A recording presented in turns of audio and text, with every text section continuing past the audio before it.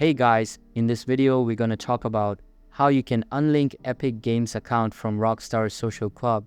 But before we begin, don't forget to hit the subscribe button.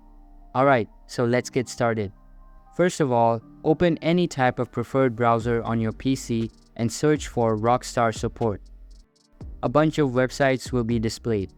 Simply open the official Social Club website and select GTA 5 game from the available games. Select connectivity,